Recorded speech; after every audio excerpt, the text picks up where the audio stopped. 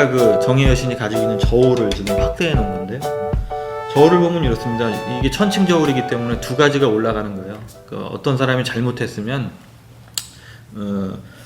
반대편에는 반드시 이 사람 때문에 입은 피해가 있는 것이죠. 그러니까 이 그림을 보면 이렇습니다. 그러니까 이 가해자라는 사람이 피해자를 뭐 한 대 때렸다. 그러니까 빨갛게 피해가 입혀진 거죠. 그럼 저울은 기울어지겠죠.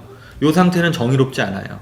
그래서 정의 여신은 어떻게 하냐면 이 사람한테도 잘못한 것만큼 똑같이 주겠다는 거죠. 그렇게 해서 저울이 원래대로 딱 이렇게 균형을 이루면 그건 정의롭다 하는 거거든요. 이 균형을 맞추는 게 중요한 거예요.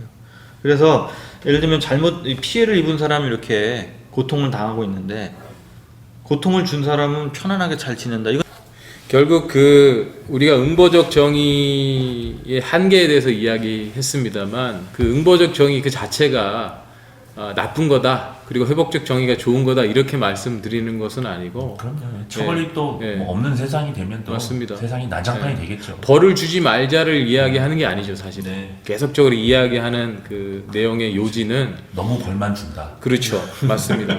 근데 문제 행동을 한 그 누군가에게 사실은 네가 한 행동이 이 사람들에게 이런 어려움을 주고 있다라고 하는 것을 인정시키고 우리가 늘 좋았던 일방적 책임을 지는 것, 즉 벌 받는 게 아니고 스스로 자발적 책임을 질 수 있도록 고민시켜주는 그 기회들을 우리가 계속적으로 주는 것이 중요하다는 것인데 그럼에도 불구하고 본인들이 자발적 책임을 지키지 않으려고 해 나갈 때는 어쩔 수 없이 우리가 정해놓은 그 규칙대로 응징하는 것도 저는 큰 틀에서는 회복적인 어떤 조치라고 저는 보는 것이기 때문에 오해 없이 들으시면 좋겠고 결국 정리하자면 회복적 정의라고 하는 것은 잘못된 행동이 발생했을 때 그 영향과 피해를 입은 대상이 누구인지를 확인하고 그 피해가 회복될 수 있도록 당사자의 자발적 책임과 피해자와 공동체 역할을 부여하는 일련의 모든 과정을 의미한다라고 하는 거예요. 피해 회복이 중요하다라고 하는 것이고 피해 회복의 책임은 누구냐? 가해자만의 책임이 아니다라고 하는 거예요. 당연히 가해자는 책임을 져야 되지만 중요한 것은 가해자가 자발적 책임을 지고 피해자의 회복을 도울 수 있는 어떤 행동을 해 나갈 때 공동체가 그 문화와 환경을 만들어주는 것이 중요하다는 거예요. 지금까지 공동체가 정의를 만든다라고 했을 때는 많은 경우 불러다가 어떤 처벌을 줄 것인가를 고민해 왔다면 이제는 그것을 더 확장해서 네가 한 행동이 우리에게 어떤 어려움을 주고 있는지를 고민할 수 있는 그 지점, 그 질문을 던져주든지 어떤 환경을 만들어주든지 그 틀에서 좀 확장될 수 있는 것들을 고민할 수 있는 환경을 만들어주는 것이 중요하다. 굉장히 핵심적인 네. 메시지네요. 그러니까 어떤 가해자의 어떤 드러난 말, 행동에 대한 어떤 잘못, 주변의 피해, 그것뿐만 아니라 이제 자발적 책임을 요구하려면 자기가 왜 그런 말을 했고 그런 행동을 했는지 본인들도 모를 수 있으니까 그렇죠. 그런 어떤 욕구의 결핍 네네. 때문인지 아니면 다른 어떤 이유가 있는지 네. 의식적으로 어떤 그 가해 선수나 뭐 지도자가 됐든 상처가 있을 수도 있고 이런 것들이 이렇게 표출된 건지 이런 그렇죠. 것들을 좀 본인이 스스로 들여다볼 맞습니다. 수 있게 맞습니다. 해줄 기회. 그렇죠. 그때 말씀하셨던 직면할 수 있는 기회. 네네. 결국 직면하라는 건데 네네네. 직면이 무슨 뭐 면적류 음식도 아니고 네. 그 좋아하는 사람이 없거든요. 어렵고 고통스러운 건데. 어렵죠. 네. 근데 그걸 할 수 있도록 공동체가 그 기회들을 줘야 된다. 환경을 만들어 줘야 된다라고. 네. 네. 그래서 아마 뒤에 더 나올 건데 그래서 이제 질문이 거기에 맞춰져 있는 거죠. 직면을 돕고 또 말씀하신 대로 잘못한 사람이 자기의 맥락도 얘기하고 그리고 다른 사람은 어땠는지를 듣고 그래서 문제를 올바르게 해결할 수 있도록 가자 하는 거고요. 그렇죠. 그래서 여기서 지금 설명하신 대로 핵심은 정의. 아까 그 갈등과 잘못을 해결해야 되는데 그게 뭐냐면 회복을 통해서 해결해야 된다. 그러니까 피해자의 회복이 곧 문제 해결이다라는 관점을 갖자는 얘기죠. 아까 같은 경우는 응보적 정의, 잘못한 사람을 처벌하는 것이 문제 해결이다 라고 하는 관점이니까 누가 잘못한 거냐를 계속 찾게 되고 어느 정도 벌을 주는 것이 문제 해결이냐 하는 식의 생각을 하게 됐는데 요 관점을 좀 바꿔달라는 것을 주문하는 거거든요. 잘못을 해결하는 이 방식이 너무 응보적일 경우에 사실은 처벌 일본도로 나가게 되고 맥락을 거세하고 관계를 깨트리면서 점점 더 권위를 더 갖게 되고 그러면 학생들은 수동적으로 되고 이럴 수 있다는 얘기죠. 근데 만약에 이 방식을 가질 수 있다면 어떤 누가 문제를 저질렀지만 문제 해결은 어떤 회복을 시키는 것, 피해자나 공동체를 파괴시켰던 것을 바로잡는 게 중요하다 하는 거고 그거의 핵심이 잘못한 사람이 스스로 책임을 지도록 돕는 이 부분이다 하는 거죠. 그리고 공동체가 도와줘야 된다 하는 거고요.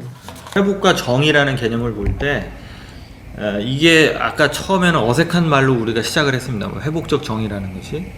근데 제가 어디 가서 강연을 했더니 이 플랜카드를 붙였는데 회복적 정의를 이렇게 붙여서 써놨어요. 그러니까 사람들이 앉아가지고 회복적 정의가 뭐야? 막 이러면서 그 말이 어렵다는 거죠. 근데 회복과 정의가 어색한 말 같지만 사실은 어원을 보면은 회복이라는 말이 원래대로 돌려놓는다는 뜻이고 근데 이 justice라고 하는 정의의 어원도 고대 히브리어에서는 원래대로 돌려놓는다라는 회복의 뜻을 가지고 있더라는 거죠. 그러니까 사실 알고 보면 동의어 같은 거예요. 그러니까 우리가 이런 것도 볼 때 오래된 지혜인 거죠. 우리가 문제를 해결할 때 주로 잘못한 사람을 잡아서 벌 주려는 방식보다는 상식적으로 빨리 문제가 해결되는 게 중요하잖아요. 피해를 회복하는 게 중요한 거죠. 문제를 해결할 때. 예를 들면 엄마가 조그만 아이 손을 잡고 이렇게 가고 있었어요. 근데 아이가 아이스크림 먹고 가고 있었는데 저쪽에서 어떤 아저씨가 걸어오다가 애를 툭 치고 갔어요. 아이스크림이 퍽 떨어졌거든요. 아저씨는 가고 있고 애가 막 웁니다. 그럴 때 엄마는 어떻게 해결할까요? 일단은 아이가 받은 피해를 복구시켜 주려고 운해를 달래주고 걱정하지 말라고 도닥여주고 아이스크림이 떨어졌으니까 이거를 해결하려고 해야 되겠죠. 그런데 어떤 엄마가 애는 내팽개치고 아저씨를 잡으러 가는 거예요. 당신이 문제를 일으켰으니까 당신도 똑같이 우리 애가 받은 피해만큼 아저씨 똑같이 벌 받아라. 오리걸음으로 걸어가라 지금. 예를 들면 이렇게 문제 해결할 사람이 없는 거죠.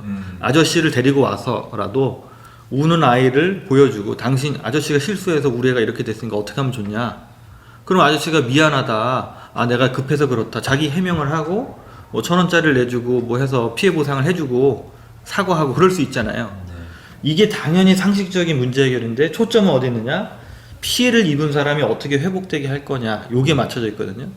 근데 아까 얘기했듯이 이 비유에서 들면 응보적 정의는 저 아저씨 때문에 우리 아이가 이제 피해를 입었는데 우리 아이가 원래대로 돌아가도록 아이스크림을 잘 먹을 수 있고 기분이 좋아지고 이렇게 원래대로 돌아가도록 부모나 누가 문제 해결하는 것이 아니라 우리 애가 당한 것만큼 똑같이 저 아저씨도 당하게 해야 돼. 요게 결론이 있다는 거예요. 그러다 보니까 계속해서 분쟁이 생긴다 하는 말씀입니다. 네. 잘못했을 때 처벌을 주는 것, 그래서 가해자를 바로잡겠다 하는 것이 응보적 정의라는 것이고 회복적 정의는 잘못했다면 반드시 누가 피해가 생겼기 때문에 요거를 잘못한 사람이 책임을 져서 바로 잡아서 피해자를 회복해야 된다 하는 것이 초점입니다. 근데 지금 계속해서 반복되는 것처럼 요 방식 응보적 정의가 지금 거의 모든 영역에서 통용되고 있다는 거예요. 가정이나 학교나 학교에서 벌어지는 문제를 공식적으로 해결하는 학폭이나 혹은 법원에서도 다 요 구조로 돌아간다는 거예요. 처벌 줄 사람만 찾겠다는 거고. 그러다 보니까 이제 대결이 되는 거예요. 아까 다시 비유로 돌아가면 아이스크림을 떨어뜨린 사람, 그 아저씨한테 문제 해결은 똑같이 당하게 하는 거다라고 했을 때 이 아저씨가 실제로 잘못을 했단 말이죠. 그렇지만 내가 잘못을 인정하면 나도 당할 거 아닙니까? 그러니까 여기에서 잘못을 인정하지 않겠다는 식으로 나오는 거예요. 내가 한 게 아니다. 제가 그냥 떨어뜨린 거다. 뻔히 이렇게 사과하고 바로잡을 수 있는 것도 처벌을 줄 거다라고 하기 때문에 내가 사과할 수 없는 구조로 만들어버리는 것이 사실은 이것이고 그래서 공동체를 깨트리기 때문에 이 원리로 가는 것이 필요하다.